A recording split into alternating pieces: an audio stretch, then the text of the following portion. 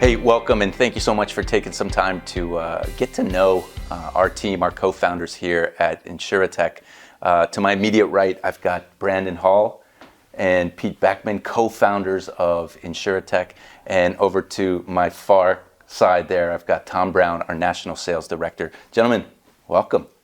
Thanks for having us. Thank you. Right on. So let's jump right in. It's so fun when we're at this stage as entrepreneurs, as really, drivers of the ship that we're building. And so you guys have built a successful business in the insurance industry, and now we've embarked upon something new. Let's talk a little bit about kind of the current and what's going on, what's gotten you here. I'd love to hear from the co-founders, and then we'll eventually kind of open up as far as what's going on with InsuraTec. So if you can, maybe paint a picture for those that are watching, listening in, that want to get an idea of, hey, where InsuraTec came from, and how did you identify that there might be a need for this? Well, in our industry, technology is something pretty lacking. If you go to different IMOs around the country, if you even look at certain captive companies, even independent channels in our industry, and even where we were, right, in our business and where it was, the demand that we were running into was just a lack of simplicity in our market. Mm-hmm. When you bring a new agent in or you bring an agency in to work with you, some of the biggest things they struggle every day, worried about how am I going to check all my pending business? How am I going to run my daily operations? How am I going to run my marketing profile? How am I going to run my P&L and everything to communication with my internal sales team, my staff, our clients, finding new clients? It's just this big struggle. And I think a lot of people, Tom and Brandon and I have chatted a lot about this, right? I know Brandon and certainly in depth, that you meet people out there and you meet other companies and they would have pieces of it. Mm-hmm. So, in our company, we would be missing something. Maybe it was a CRM. And so we would find multiple different companies and that's all they specialized in, right? Tom was like a CRM platform. But then you'd go to another company because you needed something with maybe mass communication on email and texting and, staying compliant on that type of stuff. And they had a whole different route of doing it. And we found ourselves where I think a lot of companies do, even being successful, is they have piecemealed operations, right? Many things in different places. And the demand of InsuraTec came when we kind of examined where the marketplace was in our company, Unitrust Financial Group, and how we were going to be able to take all those things and instead of making it confusing even for us as business owners, how do we take these new folks and just simplify it? Take everything that a business owner can try to run and get aggravated with or avoid. How many of them do that? They just avoid it because it's aggravating and they don't feel like dealing with it or going to a website or multiple things. And I can't log in, Tom. I'm out, right? And then now we can just integrate every piece of operation from start to finish all under one platform. It was a desire to make it easy and simple to build an insurance agency, to run an insurance agency, and to build really phenomenal sales teams. So, and this is just intriguing to hear. I've worked in the technology space, in many years prior to this, and looking at some of the roadmaps that the chief technical officer would look at, or that even the chief product officer would demonstrate and say, hey, here's the long-term vision of something like this. It's not anyone that wants to get out of bed and just says, I see a problem, we want to fill that. Can you talk to me about maybe some of the decision-making process to say, hey, we're going to build that bridge? Brandon, can you maybe talk a little bit about that? Yeah, it's funny you bring that up, Pete, because whenever we were looking at some of the struggles that we had internally in our business, we thought we kind of got to a point where we're like, well, maybe we're not the only people who have these same issues. There's got to be other agencies and agents that are out there that are maybe successful at what they do, and they're really good at getting agents in, but it's the support aspect and being able to piece all of it together where they're not worried about, okay, I have to go to this company to handle my profit and loss. I got to go to this company to handle my leads. I got to go to this company to pay for the processing of applications. And just like he said earlier, piecemealing it. And we said, okay, if we can make it easier for us, we can make it easier for everyone else too. And so it creates more work for us to do, but at the end of the day, it's helping us change the industry in a positive way. and we're giving back. Whereas everybody, the old way of our industry was, it's all about me as the IMO, me as the agency, and what can you do for me? So we wanted to flip that and say, we're just going to be every resource that you need to have, and we're not going to charge you for it. Yeah, that we can provide an open environment for people. Find ways to help you out, help the industry. Right? It's not always about money. It's not always about that. It's if you're really in this business to do the right thing. Do you want to make a difference, or is that just a fancy tagline that your company uses, right? Just to say you really do it, but at the end of the day, it's about your profits only and your spreadsheet wars and everything else you want to do to manage your business. So it's interesting. So I'm hearing this desire, and you found a way to essentially kind of have a kind of a one-stop shop, if you may, for someone that's looking to build out or expand upon what they have. But I still got to ask, because from a decision-making standpoint, to say we're going to be the ones to do it, where so many others probably had the opportunity to say, yeah, we're facing the same problems, but we're going to stick with the piecemeal side. I got to imagine, and I know it's not. It's a big decision and a big investment to even go in that direction. Can you pull back the curtains a little bit and say, hey, I really just want to know. There's got to be people wondering. You got to be crazy. You got to be a little bit out of your mind to want to have and build something like that. Tell me, where did that crazy come from? What inspired you? I think that what's funny is I look at where we were in business and all the times that we ever grew and got better as people and as a company and as just an agency. And all of it was always when we felt like our back was up against the wall. And we can either suffer with the status quo and just say this is just how the industry is, because let's face it, we all of us sitting here, we've had those times where we were told this is just how it is. Like you deal with the bullies of the industry, this is how it is. You deal with them raising the price of this and doing this, and that's just how it is. And every time we said, no, that's not how it's going to be with us, every time we have been in that uncomfortable position and we said, we're going to change this, and we did, and was it challenging? Yes. Our business skyrocketed. It was always when we made that tough decision to do something that nobody else wanted to do that we took off. And so we're like, okay, if we're doing that, why don't we be the people in the spaceship that people get on to get out of the place that they're in that they're not happy with? Wow. So it almost sounds like I'm hearing a representation of whether it's the little guy or the one that's maybe the outcast or the misfit, and we're saying, hey, you know what? You've got a voice. You've got a voice now, and you can latch on and you can jump on for the next stop or for the full ride. Tom, talk to me about why were you crazy enough to even come on board this ship and want to take it to the next level? Talk to me a little bit about your past and how you're getting involved. Yeah, definitely, and I will, and speak to the previous question there. I think there's a lot of let's just get by-ness.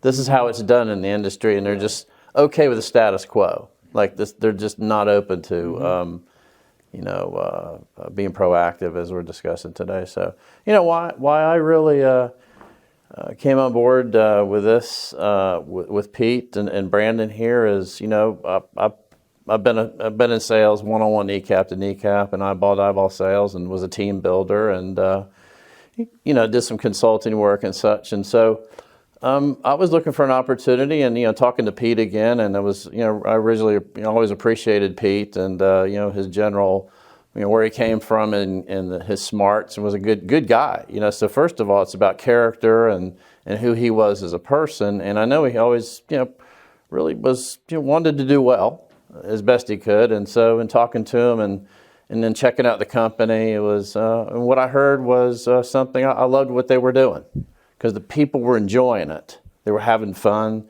They were prospering in the business, and I sensed a real genuine integrity about what Pete and Brandon were trying to deliver as a bona fide opportunity for an individual to scale up a business in the insurance industry, which can be chaotic, but to be a North Star for an individual to come in and focus and to be able to hang their hat somewhere, to have consistent support Pete and Brandon genuinely care about the people that they're trying to help out and assist. And I think, hey, if you can have fun and make money, be supported, be respected, and hey, it's your dream, your vision. You can do it here and enjoy yourself in the process. And there's people here been here for years, and I was impressed with it. I thought it was a good thing.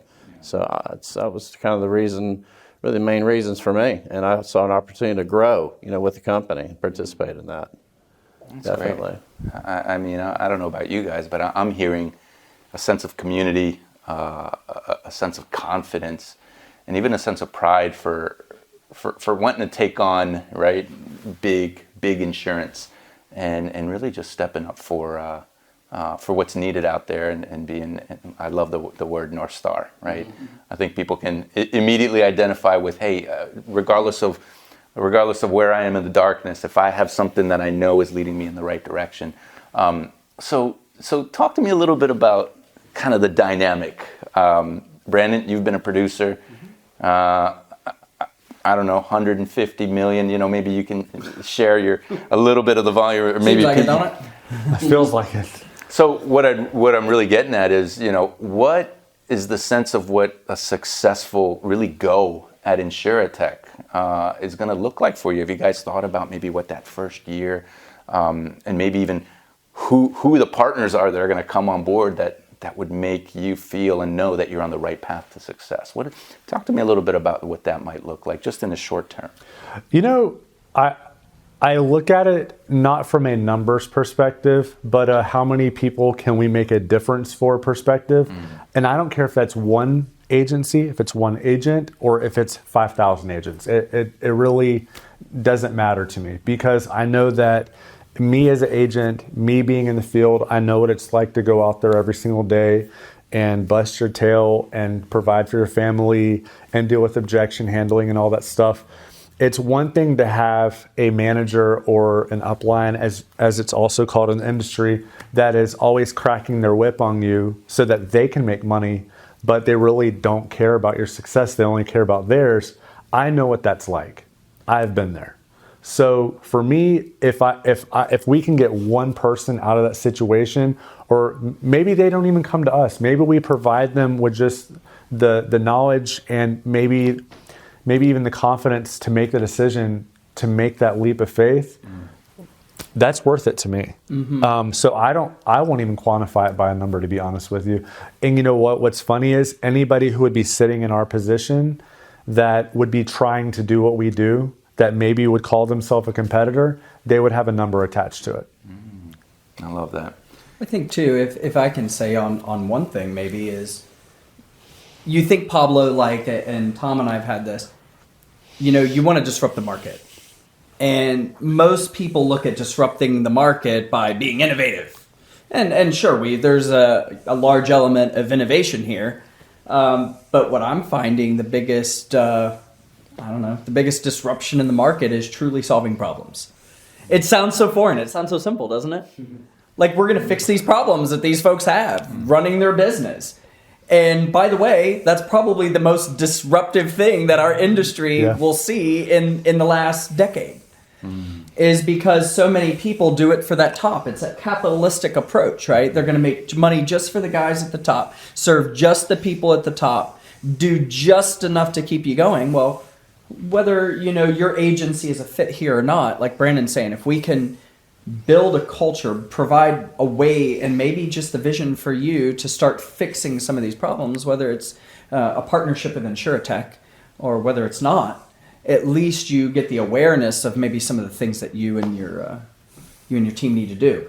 So as you guys were building out the technology side of your platform, which I've seen it personally and I've operated within it personally, and I've seen others. And so this one was a real leap where really within one platform, you can access everything across the board.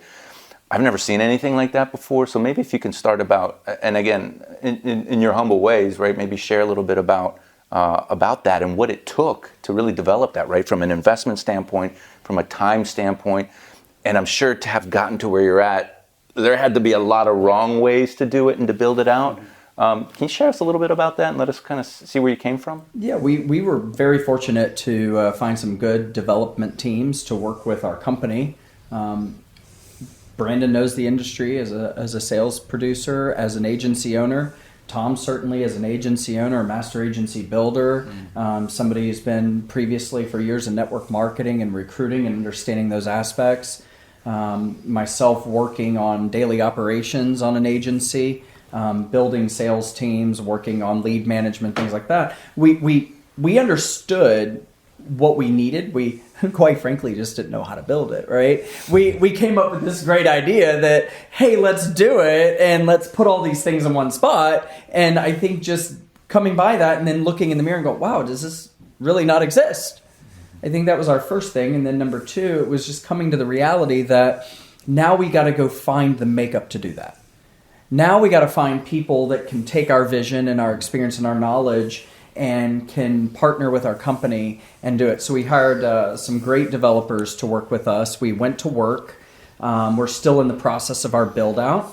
We're looking at about a 24-month total build out. The total expense will be into the seven figures on technology and innovations that we're putting in place. But it's really taking the things that Brandon's so great at for years. I mean, developing lead systems that have completely changed our industry at Unitrust. I mean, that now multiple of our competitors have figured out. They don't quite do it as well, but you know, they like it, right? And they copy it. Taking Tom's experience from years from network marketing, like for years of that, having very good network marketing experience, vast amount of sales experience, leadership experience, team building and sales, and now being able to go to the table with our development team and building out InsuraTec so that we can scale an agency's business, whether or not they're doing, you know, if they've got 10 producers, well, without much more investment on their side, if at all, most of them without any,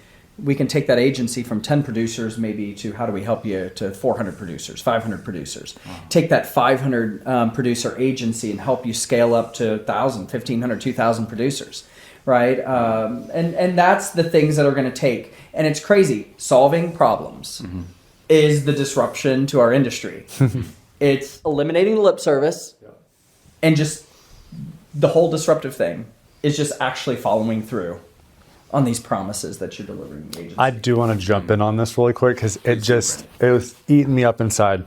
So many of the companies that are out there that not necessarily competitors, maybe they are kind of included in it, that they develop a software or there's a lead system or a lead company or a lead vendor, software company. The systems are always built by and designed by people that have never sold a policy in their life. They've never recruited an agent in their life, or they might be on the administrative side. So they've never been on the other side of actually having to use the software and to say, oh, that's not in the right place. That doesn't make sense there. This is too convoluted. This is too complicated. This is too much, or it's too little. And it's not needed. Right. So it's built for the people at the top to manage the people at the bottom instead of it being built for the agent to manage their business and build the analytics on the back end to where if you make it easy for the agent to make sales and they're spending less time with their technology managing all that process, they're going to make more sales. So comes with it. Okay, so I want to get back to that topic of understanding what's needed simply because, hey, we're in the trenches. And I want to actually ask Tom about maybe the time that Brandon spends in the field, if that's even the case anymore. But before we do, Pete, you talked about up to 7 figures of investment. Were we talking about seed money? Were we talking about venture capital, private equity? Like, is this your own raised funds? Like, that's a lot of money that you had put into and invested into something that we don't even know what's going to come of it. Was that your own money? We better have a pretty dang good idea what's coming of it, don't we? Hell, we better know what's coming out of it. Yeah. No, I mean we made a decision. We're not going to have debt. You know, we're not going to build a company. There are companies out there that have a lot of debt, and they're making attempts at what we're doing. There are companies out there that are trying to build, or even have at this point built, direct-to-consumer applications for life insurance or medical insurance, and a lot of those are laying off employees, and they're heavily funded by venture capitalist companies.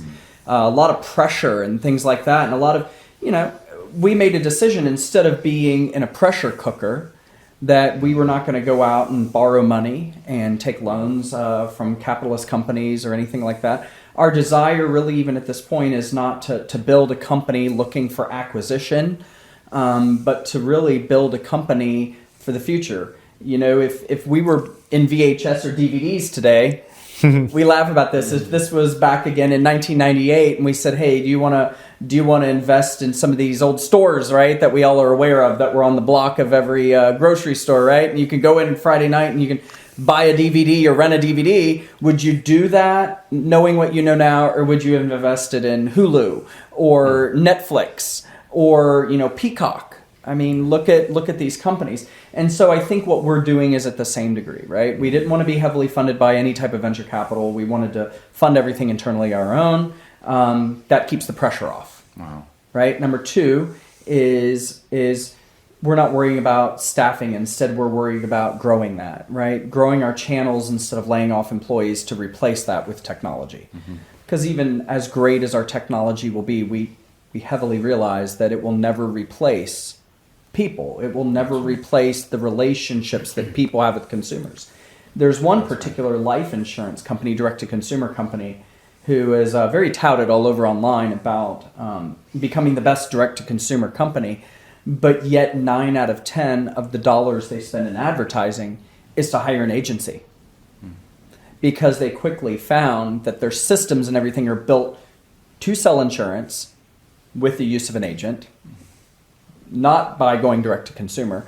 And then number two, now they're kind of scrambling on all this, right? They're scrambling to figure out their identity because their motivation was to build a capitalistic company for acquisition instead of, again, being built to solve the everyday problem of an agent and an agency. And I think you'd get a lot of agency owners nodding their heads in agreement there.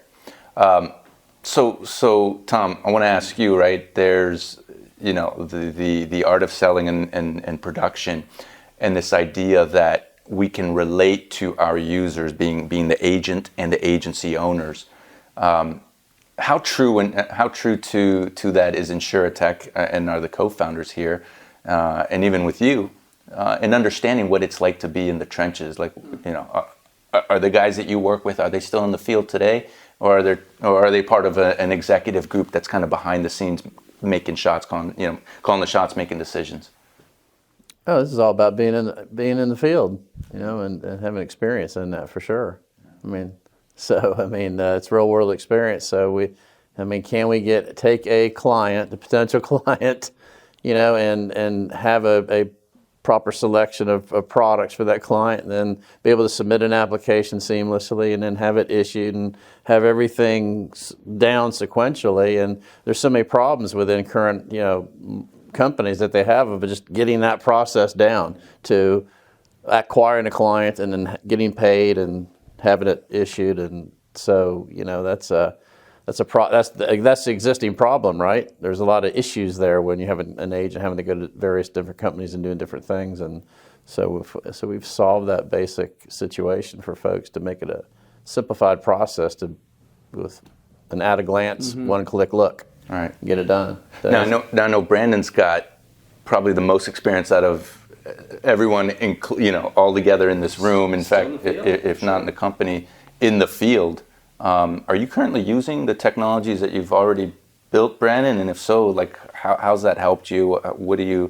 How's that made you even a better producer?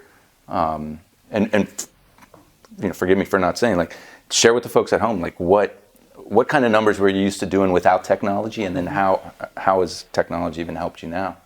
Sure. You know what? And up until this point, I never really even looked at it like that. Mm-hmm. But now that I look back at it, as the technology has gotten better with the insurance carriers, because a lot of them have kind of gone to that e-app platform, the instant decision platform and so on, I've noticed my production has gone up. Whenever we started the development phase of our software and all the other things that we have going on, and we started utilizing it, I noticed, okay, I'm not having to do as much work on the back end before, but also I'm able to kind of keep in contact with my clients. I'm able to follow up with them. I'm able to see If, let's say, I have an application that's fallen off the books, I'm not having to depend on the insurance carrier to provide all the information and email me and all. It's all stacked into one place. So I've noticed my placement has gone up, my persistency has gone up, and my sales have gone up. So those are three things that make you money and help you keep your money in what we do. And as far as my numbers, as much as I don't like talking about them, but just to kind of quantify it, I think it was 2017, I did around 500,000 in annual premium. And then in 2019, I think that's when I first broke $1 million. 2020 was like 1.1. 2022, I will be at 1.4 million this year. Wow. It's all life premium. All life premium. All life premium. Simplified. Yep. And it's not off of one or two cases. That's probably going to be over 1,000 applications. Wow. And what percent of your business would you say is in the field versus virtual, writing applications virtually? Sure. So right now, it's probably about 70% in the field, 30% virtual. And the biggest thing that we have as an executive team is we don't want to tell somebody, go do this, but we don't know how to do it ourselves. So I said, if we're going to teach people how to do virtual and not just have lip service like so many of these companies do, we're going to do it. We're going to go out there and cut our teeth on it. We're going to make the mistakes, and we're going to be transparent about it. And we're going to go to them and say, okay, we know how to do it, not just because we're going to make you do it this way, because we've learned the hard ways of doing it. But I'm also doing it because I'm learning that it's helping me write more business. Like my business has started going up over these last few months when I've really incorporated that in. But yeah, that's where it's at right now. So you get to a level where you're at 1 million and you think there's probably not much more that I can do as $1 million producer in life to improve, and here you are 40% later. It's my hat's off to you. So Pete, you talked about this timeline, like a 24-month timeline. Give us a quick snapshot, maybe kind of where we are from there, because what I'd like to hear from each one of you is maybe what are you most excited about, either something that's already in place now or something that we're looking at into the future that you can, and maybe you wouldn't mind sharing with some of the folks. So talk to us about that timeline. Yeah, so I think our 24-month, we are approximately 35% through that in the very first phases. And it was all about at first building InsuraTec functionality, building resources to help manage cash flow, to help put somebody in place to see everything in one spot. Simplify their business, right? Take a producer like Brandon, instead of having him chasing all kinds of stuff, well, is Brandon better chasing things down, or is he better sitting in front of another family and serving and helping the company? I think he's better definitely in that role. Right. Is Tom better fit as our national sales director? Is he better in trying to have spreadsheet wars with things and keep things together and get them talking, or clicking on and getting a quick snapshot of where our business is? Because at times you don't have that. You got to make fast decisions, and you don't have time to gather and collect data. On the 24 months, I have a feeling that it's not going to be 24 months. I think this is going to be something ongoing for us. Because as we went from 18 months to 24 months in weeks, because we discover more.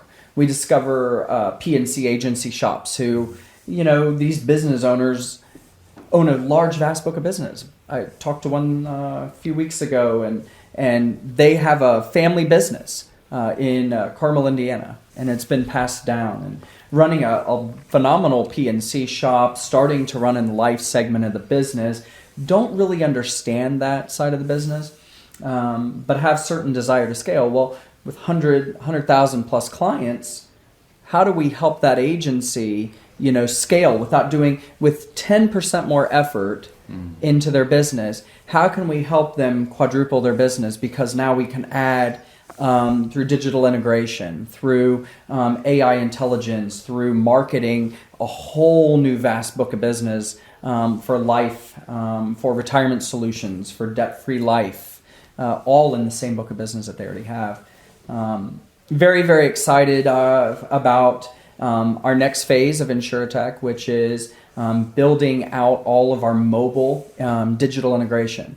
So what that allows us to do is from acquisition of a piece of data, from getting somebody who purchased a home to had a child to got married, to put a request online for maybe an insurance product. Maybe not sure if they want to buy it, maybe they do. Taking that piece of data and building analytics that follow that data from the time that we acquire it until we make the sale, and it's not done there like it is for most, until they become a second or third policy holder with that agency. We feel that that's not done, and then getting referrals. So a lot of our new digital integration is coming out, building out cash flow manager, to where what's the biggest thing that a CEO of a company wants to know running a good agency? Where's the money coming in, and when's it coming? Well, you can go through spreadsheet wars on 20 different carrier websites. If you're an independent, that's the struggle, right? If you're captive, maybe not as much. You got one click. But how do we put that all into one? So now we can show the choices of what's going on. Brandon talked about placement and persistency. Now we can show the real-time effects of what those decisions and what those results are going to cost now, and how financially those are going to cost your agency in the future. So we've talked a lot about tech, but it's now being able to give people a way to train, way to build business intelligence, and a way for scalability like they've never seen before. I think we're in the very beginning phases of this development. It's very exciting. We've found a lot of new folks coming in, agencies with 20, 30, Indiana's office out of Carmel, 50 plus agents coming to the company. And it's just this mass desire, let me in. Right. I know you guys aren't done. I know there's a lot to go, but with what we've already put in place, forefronted with that desire to really fix these problems, that's the thing I'm most excited about, is that it's really making a difference for people already, immediately. That's great. It sounds like an agency owner doesn't have to wait until the Monday or Wednesday 10 a.m. meeting to know what the numbers are. They can get up at 3 a.m. and click of a button and see everything what's going on in real time. And that's amazing. That's incredible. Thanks for sharing. I'm going to come back to you with some more. Brandon, what are you most excited about as we're building out this phase of InsuraTec? The biggest thing that I'm excited about would have to be that what we are putting in place and what we are building is not to sell or to be acquired. It's to continue growing. Because so many people, there's this stigma in our industry now of build, and sell your company and haul tail. What about all those agents that you built your company on their back, and then you're going to leave in 3 years? I mean, I know that it's probably not a good thing to talk about on here, but if I'm being real, that's the biggest thing that I'm excited about, because I know what that looks like whenever these people exit, and the people they look up to, that trained them, that showed them the industry, that made all these promises to them, that are kind of like their safety net. When those people are gone, and now you have all these agents feeling like, where's my home at? We're not setting this up to disappear. We're setting this up to be here for the long run. And I don't think we would ever even talk about or look at doing an acquisition, because let's be honest, if you're successful in what we do, you're already making good money. Right, Pete? You can't do it off the back. Your agents are not casualty of your acquisition. You can't expect people to be 100% committed to something that's built your exit strategy. If I told you, come over to my house, have great dinner, but by the way, you eat this, it's really not good enough for me. I'm going to go over here and I bought myself a fancy steak. It doesn't have the right tone. And I think what Brandon's talking about is, the future of our company, the home that we're building, is a welcome, safe haven for people to scale, and for us to be able to scale without disruption to their business when this does and will happen in the future. That is the biggest reason why we decided to do what we do and make that change, is because we see where it's going. And I think a lot of agencies that are out there, they see where it's going, but we've had our backs against the wall, like I was talking about earlier, where we've had to make tough decisions and become better people, better agents, better agency managers, builders. We've had those times where we've had to make those tough decisions, and it's helped us kind of look forward to see what does a year from now, 2 years, 3 years look like. And we see that is what is going to happen. Like, we see the train wreck that is going to happen. And so what we decided to do is we're not going to wait until the train wreck happens to then find a solution to it, because then it's too late. Yeah. We're creating that home now to make it to where when it does happen, we're ready for you. Guys, you've shared a lot about vision and what's been going on. Before we finish this off, really one thing I know is that you've hinted at the fact that you've had some tough decisions to make. If you can share with us a little bit to understand really what it took to go in, so not just on the investment side, but on the sacrifice side. What is maybe some of the sacrifices that you guys have had to make in order to get to this point? Because I think we've all heard you've got to go through some failures and some struggles to come out to the other side of success. Can you talk to us about some of those sacrifices? Pete, I'd like to start with you. Well, I think we've had to definitely sacrifice our comfort zone. When you start looking to solve problems, sometimes problems are left easy or unsolved sometimes. Because you get used to the ways you're doing things, and whether it's functional or not, you know how to work around that dysfunction. If it ain't broke. I think for us, some of the big things that we've had to sacrifice is going out and financially putting in where we didn't maybe expect that we were going to have to, but gladfully so, right? And we're glad to do it. I think for us, it's sacrificing a lot of time on this build out, right? One of the things we did not do is we did not build this company to just sit on the sideline and build something that was going to be okay. We're going to build something that, every insurance company, agency in America is going to understand who we are. And it's going to be very cool. They're either going to say, I really love what they're doing, and I really want to share in that opportunity, and I'm good. Or they're going to look at it and say, I really don't like these guys. Maybe they're a little too disruptive. Maybe they're poking at me a little too much. They're pointing out a little too many of my problems, and I want to hide those in the closet. And I think that's going to be something we deal with. I think a lot of folks who are going to look at us and say, why wouldn't you guys have sold your company and done an acquisition? Why wouldn't you, take an exit strategy? Why wouldn't you try to get a high stock price? Are going to look at us and think we're insane, and I'm okay with that. I'm glad you do. I'm glad you do. And it's funny to hear you say that, and this may be a rumor. Did somebody already, we don't have to give details here. Were you already offered to be bought out at some point, and whatever you're willing to share there? And yeah, so it's on the table to do. And so, building the company up that we had founded prior to InsuraTec. Brandon and I certainly had some conversations. A lot of my initial turnoff of those conversations is I was having conversations with people to acquire and even open up the discussion of acquisition of our company who've never sold an insurance policy, who've never ran in an insurance agency, who've never owned their own business, who never did anything. We're representatives sitting across the table from what we put our blood, sweat, and tears into. Yeah. But we're going to tell us how great they were going to make our business, and we knew there was no way you were going to make our business any better than ours, Tom, because guess what? You have no clue what our business is.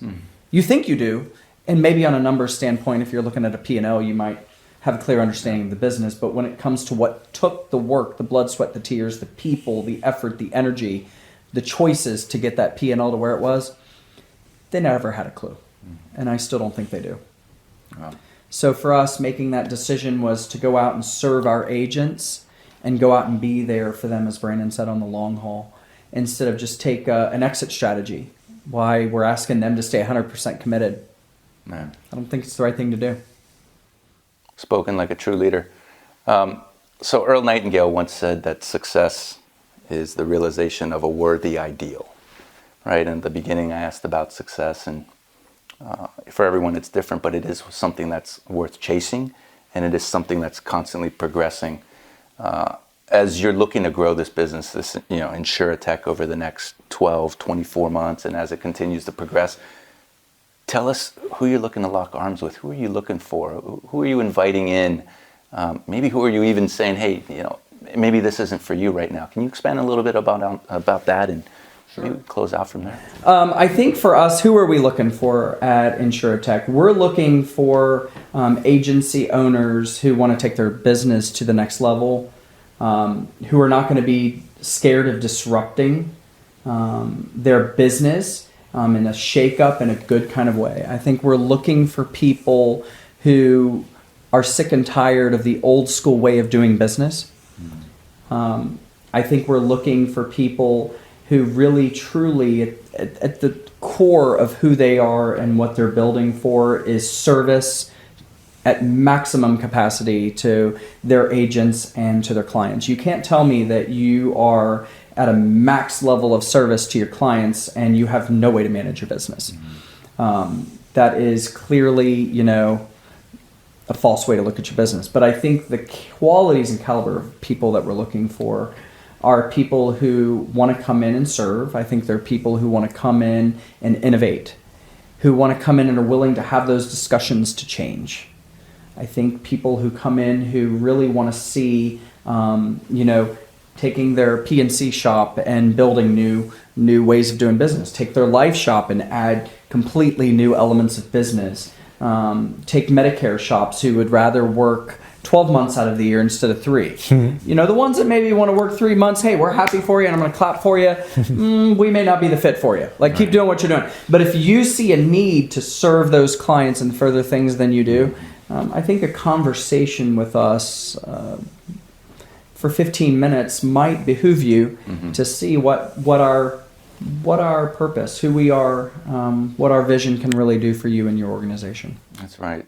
And what I really enjoyed talking to you about was the fact that an agency owner, in that discussion, in a strategy session that you might have with an owner, can just be a simple, hey, let's take a look at and see what your needs is, like a true needs analysis. Because maybe they don't want something, but then they realize they need it. And we're not saying you need everything that we have. You might only need one piece. That's right. That could be that 10% to help quadruple business, to help them leave a legacy just the same way you guys are building it. Guys, it's been an honor and a pleasure to get to sit and chat with you guys about your business. Thanks for pulling back the curtain. Thank you for making yourselves available to us. And thank you at home for watching and listening in. If we can be any of assistance to you, be sure to reach out to myself and the gentleman here, Brandon, Pete, Tom. Thank you guys. Thanks. Thank you. You're welcome. Thank you.